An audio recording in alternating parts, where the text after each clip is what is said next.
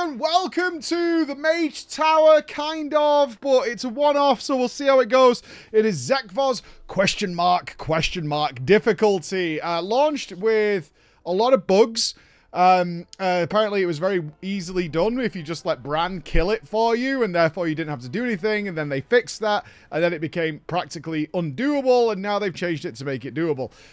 So this was, I wanted to talk about this because they did advertise this as like, hey, this is going to be like Mage Tower-esque. It is. It is Mage Tower-esque. However, on a much, much smaller scale, it's way less grandiose. It is just a room with a big old sack of health boss in it that does a variety of things. I did this the other day.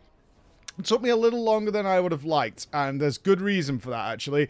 There's very good reason, because this fight is not mechanically remotely hard. It was actually much more gentle, much less involved than certainly we saw in most of the Mage Tower encounters. I am not going to sit here and say the Mage Tower was like a linear difficulty. It wasn't. Some of them are considerably easier than other ones. But let's talk about this fight. So doing it on question mark was fine. It was a one-shot. It was like, oh, okay, guy heals, does things, spawns spiders. Excellent. This one, though, question mark. Right, obviously, depending on what class or spec you play, this fight is going to vary wildly in difficulty, and it might even be a little frustrating to some of you whose friends are playing certain classes and are like, I just don't see why this fight is remotely hard in any way, shape, or form. I would actually argue that the second phase, at least on the face of it, if you're a ranged player, is way, way easier than the first phase of the fight, but that's neither here nor there. I did it on my DK, 610 item level is what I did, a very mishmash of stuff that I've been wearing. I didn't get a chance to play much during the Race to World First, so I kind of had what I had, and off we went to, ideally, I like to play, as I did with all the Mage Towers, I like to do them from a skill perspective, rather than like overgearing them. I did all the Mage Towers besides like one or two, I think, before Tomb of Sargeras came out, on every class and spec. It was a lot of fun, so obviously I was very excited about this. Spell queuing. I think that's a term that probably every World of Warcraft player doesn't really understand what it is, and why in the raiding community, in particular the Mythic raiding community, it is literally a sword of Damocles hanging over a boss that will make you hate that boss more than you thought you could hate anything. And here it is on full display, and I am amazed that Blizzard went down this path. However, I will say now, without spell queuing, this fight would have been extraordinarily easy. So I'm not saying that, but I don't want to say that, oh, the spell queuing made it a challenge, because that should never be the case. It should have just probably been a better fight, I would have preferred. Ultimately, like, if the difficulty's coming from spell queuing, that sucks. What is spell queuing? All right. Spell queuing is very simple. A boss, like a player, has a variety of spells that they can use, right?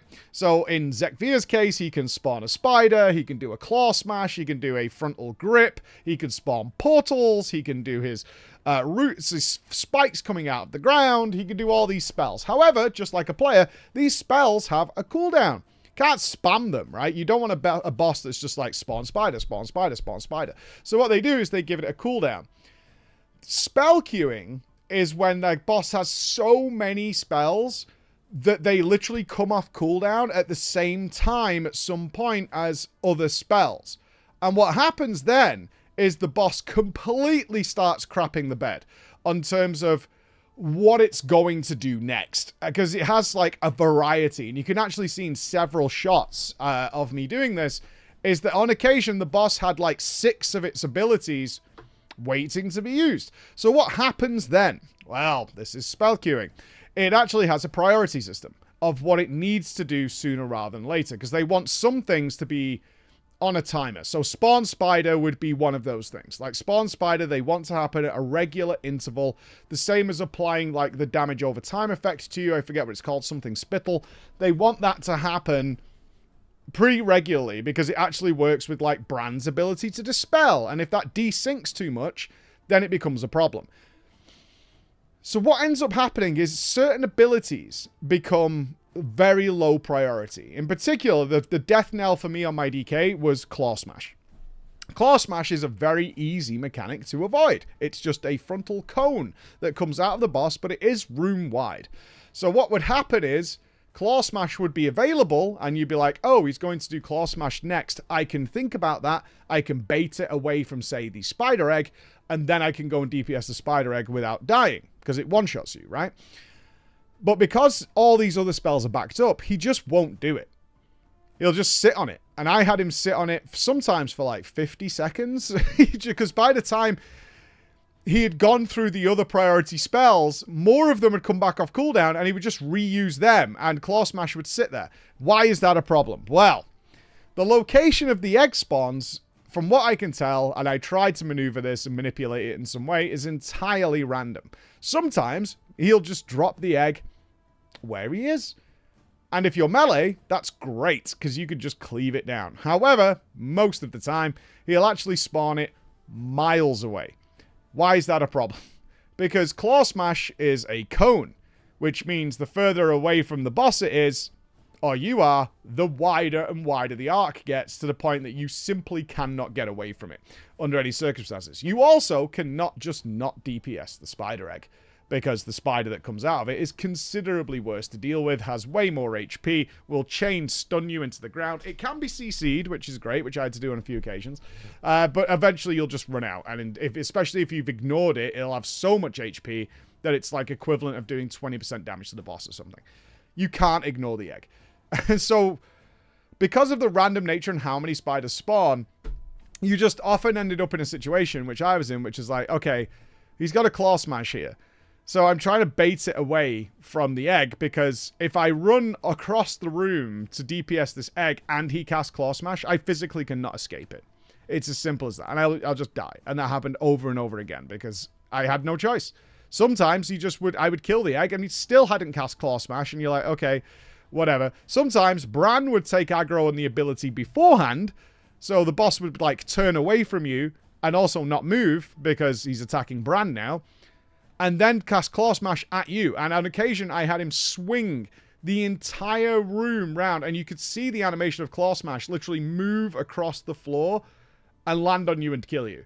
And I was like, oh my god. This is the exact same process that was present in, say, Jaina in BFA, if you ever did Jaina Mythic, and, of course, the Stone Legion Generals, one of the most notorious fights in history, and it was as... the portal guy, I can't remember his name, that was in the same raid, was also... Zymox was part of this as well, because his spells, when they change phase, their spells reset, meaning that if you just delayed certain things, it would change the whole order of the fight. It's an atrocious mechanic that has no bearing anywhere. It actually gets... I was talking about phase 2 earlier. It actually gets way worse in phase 2 if you're melee, in my opinion, because he adds a bunch more spells to his repertoire. And therefore, the priority system just gets completely scuffed in a whole bunch of ways. And ends up just being like, oh my god. But overall, did I have fun? Kind of. I like overcoming a challenge. And this was a challenge, for sure. In my current gearing and the way I had to play it, I had to play very technically. I had to manage my AMS perfectly to desync with, to sync up with Bran. I had to consider my fear break in the right place, because sometimes it's worth, like, taking the fear, sometimes it's not, in order to have maximum uptime. It was a whole bunch of stuff like that I very much enjoyed. That was Mage Tower-esque. It's like, I can't just zerg nom in the gear I have to be careful. So like Reaper's Mark, for example, was a wonderful ability here, because I was like, okay, I don't use it on the boss, which is weird, but it actually guarantees a prompt death of the eggs, and I can sort of cleave onto the boss with that ability. And that made that part of the fight much easier. So that stuff I really enjoyed. And I think a lot of players will get a lot of fun out of that. Is like, oh, I do have to play my character in a decent way. So for that, 2 thumbs up. The downside, of course, as I've mentioned many times already, is the spell queuing. I think it's just so frustrating, especially if you're, like, good at the game and you're managing boss timers and you're aware of what the next few circumstances are. You have all that knowledge and there's nothing you can do about it. And you see that egg spawn and you're like, I'm going to die unless I ignore this and then I die later, right? And you're just in that scenario. And then sometimes you're like, okay, I'm going to send it. And then randomly Bran will pull aggro and just have the Claw Smash happen on him. I liked that they seem to have technically planned it, if you're doing this in a reasonable gear set, is that Bran will die and if you've got him set as healer, you're going to have to go a portion of the fight with 0 healing. And you have to prepare for that situation to come. And you're like, okay, Bran's going to die. He's going to be down for like 30 seconds or however long he's dead.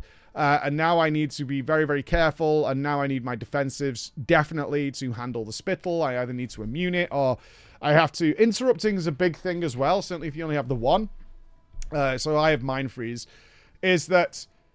The spell queuing can cause you to make choices on what you can and can't interrupt. Like, oh, if I interrupt... If you look at the boss timers, he'll have both his heal and the dot ready to use. So if you interrupt the spittle, you're not going to be able to interrupt the heal. So you can't do it. So you've got to take it, or you've got to find some way of getting around it, or you've got to hope Brand dispels you, or you've got to pick up the potions. Something like that. Other times, they've desynced. So I can actually safely interrupt the spittle, and then I can also have the cooldown come back in time for my heal. And that'll depend on your class and spec. Overall, I think this was okay. Okay. A little frustrating, so it took me like an hour and a half-ish to get it down. I got it down. I was pretty happy. I was all right with it. I was very comfortable. I think they got the boss HP correct. You were very relaxed dealing with it. Had plenty of time to like pick and choose whether you wanted to do things. My decision ultimately was like to essentially save cooldowns for the eggs, cleave them back onto the boss, got good damage out, and then just managed mechanically instead of trying to just murder the boss. And I think that will switch to other classes, and depending on your gear, it's like, okay, it's better for me to just smash the boss and struggle with the egg, and we'll do way less eggs. Simple as that. So from that perspective, I think they achieved something. I can't abide this kind of spell queuing, especially with a boss that's so unmovable. If he's going to chain cast 5 or 6 spells, he's just going to stand still. Therefore, you're just going to get crushed if he decides to do, say, Claw Smash immediately after it, because you can't not go and get the egg. But other than that, I had a lot of fun with it. I think it's a worthy challenge. And I think a lot of people can get a lot of fun out of how to play their characters and utilize all their things. I used every ability in my spellbook, pretty much. At some point, all became relevant here. And I know some classes were like, okay, I just crushed it. I think we had some Ellie Shamans who were like, yeah, it was just no problem. I can interrupt from far away. I can nuke the egg from wherever. I can stand next to the boss and kill this. So I never have to deal with the claw smash mechanic, like, ever. I can just move out of it, because obviously it's a cone. It's very easy if you're stood next to him. All those kind of things, and some other classes did really well as well. I think on my DK it was pretty good. Had lots of other options in my tool belt that could have made it easier. I could have gone Riders of the Apocalypse and just had much more mobility. That might have helped, blah, blah, blah. I could have changed my spec and not gone Breath. I could have gone Obliteration. So all these choices that work with your hero talents, big thumbs up. So I hope you guys do well with this. It's not something anybody can really provide a guide for. It's like kill eggs, pay attention to spell timers, know what the hell is going on, and try and do your best. And also watch out for Bran randomly pulling aggro and directing a lot of stuff away from you. That's either a good thing or a bad thing, depending on what's happening, all right? But yeah, not bad. I would like to see more of this with more grandiose setups, like we had in the Mage Tower, where there's a story and some very specific overlaps that are timed that are supposed to happen, and some very nasty moments that lead to good moments of levity. I didn't feel like I did with the best of the best Mage Towers, a certain pressure in the last 20%.